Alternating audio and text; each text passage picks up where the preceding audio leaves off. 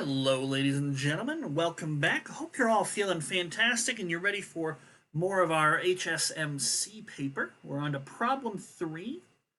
And what have we got? A positive integer is said to be special if it can be written as the sum of the square of an integer and a prime number. So sum of a square and a prime. So it looks like n squared plus k. That's how you get special numbers. Okay? For example, 101 is special because 101 can be written as 64, 8 squared, plus 37, which is prime. And they go on to say that.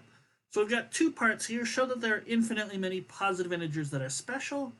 And B part has almost the same wording. We just want to show there are infinitely many that are not special. Okay.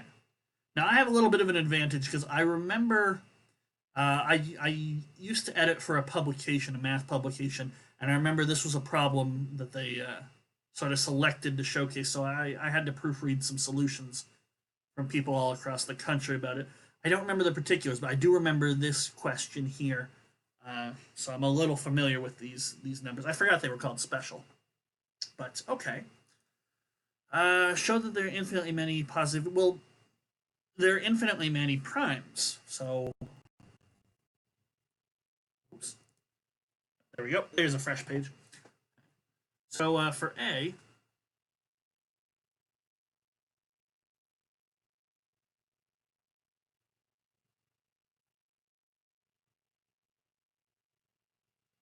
there are infinitely many primes P. So 2 squared plus P, which is 4 plus P, is special. And there are infinitely many of them.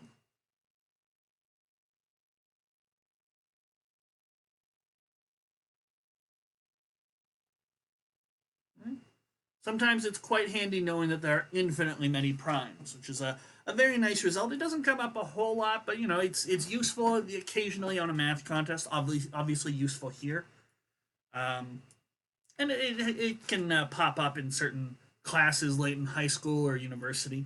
But you didn't have to use infinitely many prime. There are infinitely many squares, and just pick a single prime like 2. That could have worked as well.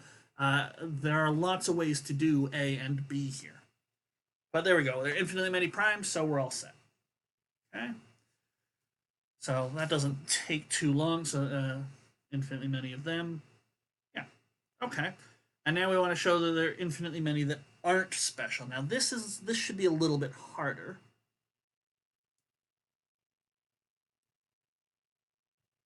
I mean, there are infinitely many non-prime numbers, but that doesn't mean a whole heck of a lot to us.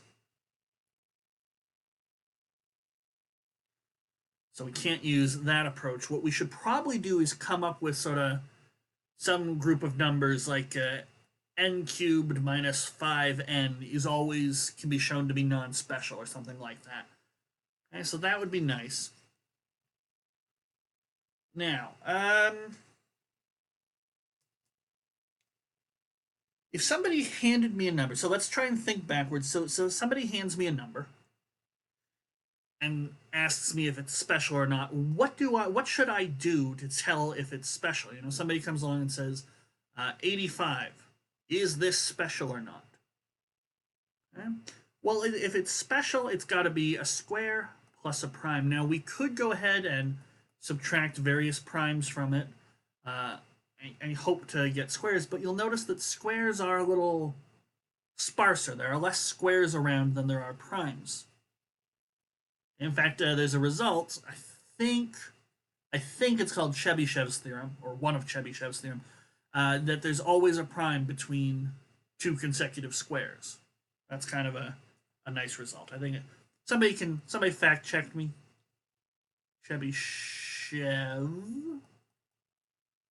But I seem to recall needing to use that in an independent research thing in high school.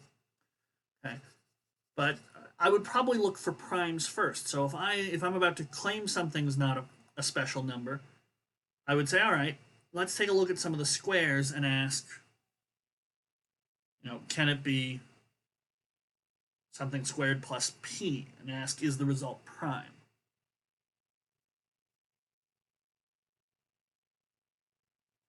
And I'd like to get something where there's sort of an infinite group of them. And so if I'm going to focus on squares, so now I'm thinking about my number minus a square, how do I show that that's not prime? Well, how do you show anything's not a prime? You would have to factor it. So what I'd like is my non-special numbers minus any square should be able to be factored in a way that doesn't give me a value of p here. And so if we're thinking about factoring and I've got minus, we might start thinking of difference of squares. So we might say, all right, suppose my number is already a perfect square.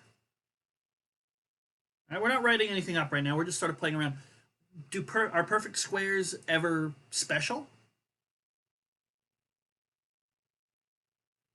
Well, yeah, 9 is 2 squared plus 5. Okay, so it's not as easy as saying something like that, but we could say, all right, when can this happen? K squared minus another prime or another square is a prime. And here's where we can use a difference of squares factorization. Okay?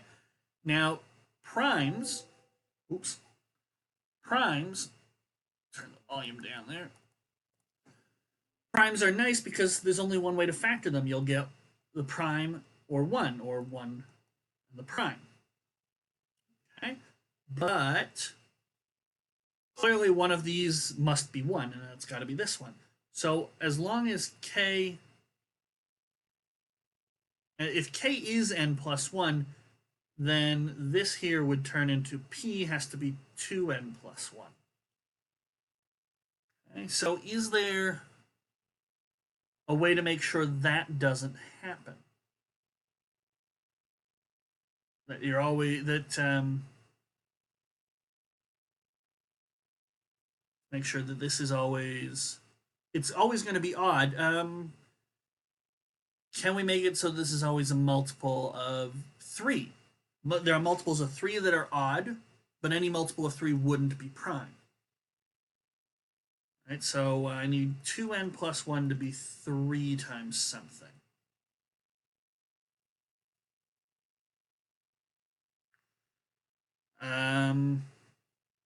Not sure what the best way to go about doing this is. Let's make it so n is a multiple of 3.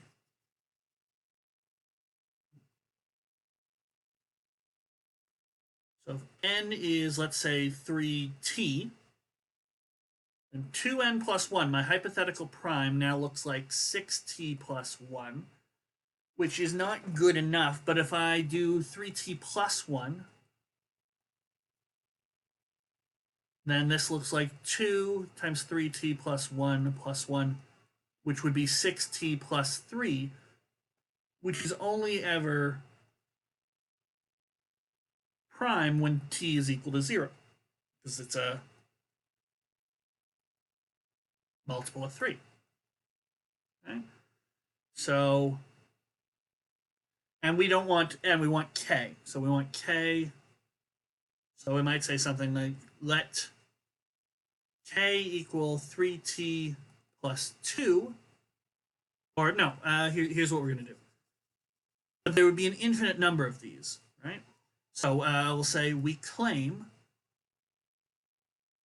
3t plus 2 squared, and picking multiples of 3, I mean, it wasn't a big deal. I knew it had to be an odd number, so I couldn't do multiples of 2, but you could easily do this with 5 or 7 or, multiples of 9 or something like that.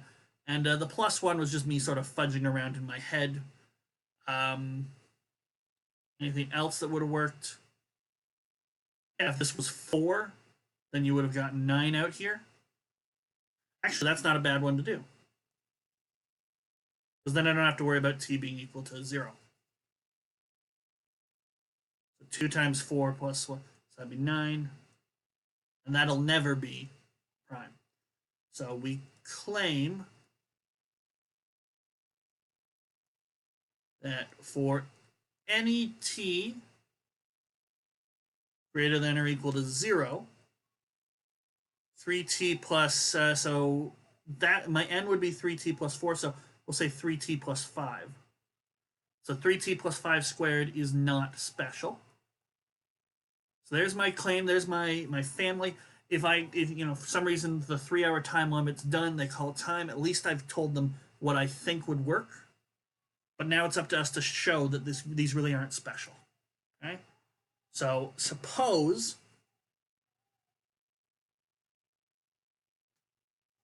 3t plus 5 squared were special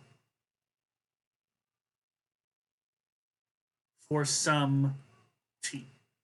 Okay? Then 3t plus 5 squared is some n squared plus a prime. Okay? And now we just do the difference of squares, but whereas before we were just sort of messing around trying to find something that worked, now we're actually doing the nice, neat proof. Okay, so this factors like so.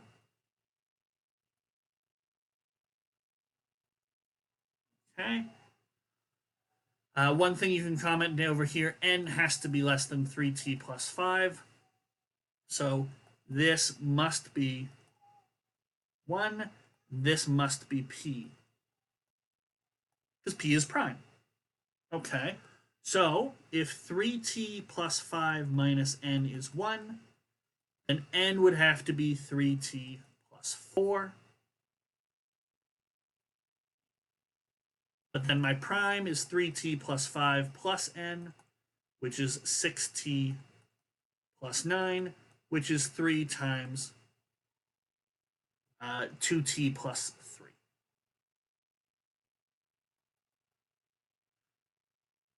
And since t is greater than or equal to 0, which isn't that big a deal, we could have done the 3t plus 1 and the t greater, or 3t plus 2 and the t greater than or equal to 1. You still would have had infinitely many. But since t is greater than or equal to 0, 2t plus 3 is greater than or equal to 3. So p is a multiple of 3. And p is greater than or equal to 6. Well, greater than or equal to 9, actually. So p is not prime. Right? But it has to be in order for this number to be special, right? So we've shown that the numbers of this form are not special, and there's tons of different forms that we could do. We had 3t plus 2, 3t plus 8. I'm sure would work. We could have 5t times something, so that would be perfectly fine. Actually, out of curiosity, what would that look like? Just in case somebody wanted to try something else. So if we let n be 5t, we'd have 2n plus 1 is our prime. We have 10t plus 1. We want this to have a factor of 5, so we need 5t plus 2. We'll get a 5 sticking out of there. And so my k value would have been 5t plus 3. Or 5t plus 8 would work. Or 5t plus 15. You can see the patterns as they would go. Okay? But I think we're going to call it there for question or problem number 3 and move on to problem number 4. We'll take a look at that next time.